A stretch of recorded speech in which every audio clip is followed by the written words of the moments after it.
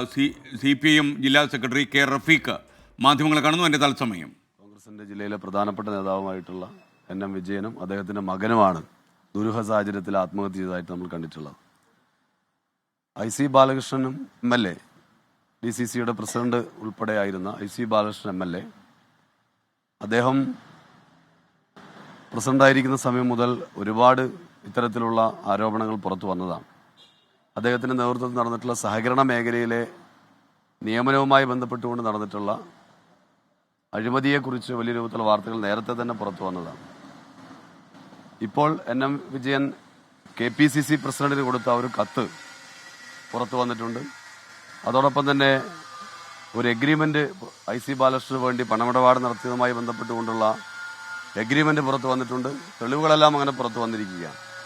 ഉദ്യോഗാർത്ഥികൾ തന്നെ നേരത്തെ KPCCക്ക് ഉൾപ്പെടെ പരാതി നൽകിയ സാഹചര്യവുമുണ്ട്. അപ്പോൾ ഇത്തരത്തിലുള്ള ഒരു സാഹചര്യം വയനാട് ജില്ലയെ സംബന്ധിച്ചിടത്തോളം ഇതൊരു ആദ്യത്തെ സംഭവമല്ല.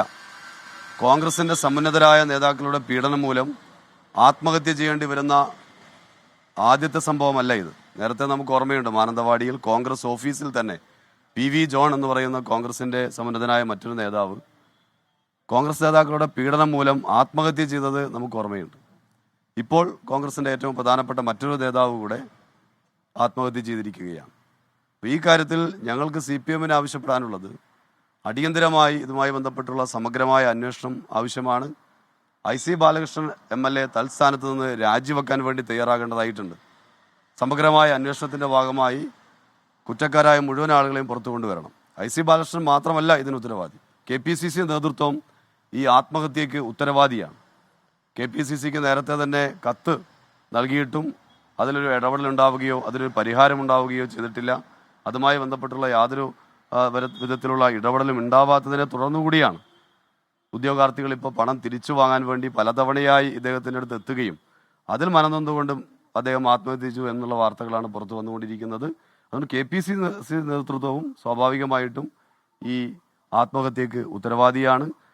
KPCC നേതൃത്വത്തിനും അതുപോലെ തന്നെ IC ബാലകൃഷ്ണൻ MLAക്കുമെതിരെ ആത്മഹത്യാ പ്രേരണയ്ക്ക് കുറ്റം ചുമത്തിക്കൊണ്ട് കേസെടുക്കണമെന്ന് കൂടെ CPM ആവശ്യപ്പെടുകയാണ്. ഇതുമായി ബന്ധപ്പെട്ടുകൊണ്ടുള്ള പ്രക്ഷോഭങ്ങൾ ഏറ്റെടുക്കാൻ തന്നെയാണ് CPM തീരുമാനിച്ചിട്ടുള്ളത്. കാരണം നമുക്കറിയാം, 2 മനുഷ്യജീവനുകളാണ് ഇപ്പോൾ നഷ്ടപ്പെട്ടിട്ടുള്ളത്. വലിയ രൂപത്തിലുള്ള മാനസിക പീഡനത്തെ തുടർന്നാണ് മരണത്തിനിരയാകേണ്ടി വന്നിട്ടുള്ളത്.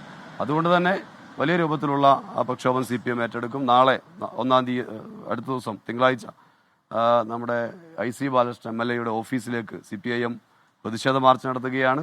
KPCC നേതൃത്വം ഇതിന് മറുപടി പറയാൻ തയ്യാറാകണം എന്ന് ഞങ്ങൾ ആവശ്യപ്പെടുകയാണ്. കാരണം KPCC പ്രസിഡന്റിന് നേരത്തെ തന്നെ ഇതുമായി ബന്ധപ്പെട്ടുകൊണ്ട് IC ബാലകൃഷ്ണന് നൽകിയിട്ടുള്ള തുക തിരിച്ചു നൽകി അത് ഉദ്യോഗാർത്ഥികൾക്ക് കൊടുക്കണമെന്ന് ആവശ്യപ്പെട്ടുകൊണ്ടുള്ള കത്ത് NM വിജയൻ നൽകിയിട്ടുണ്ട്.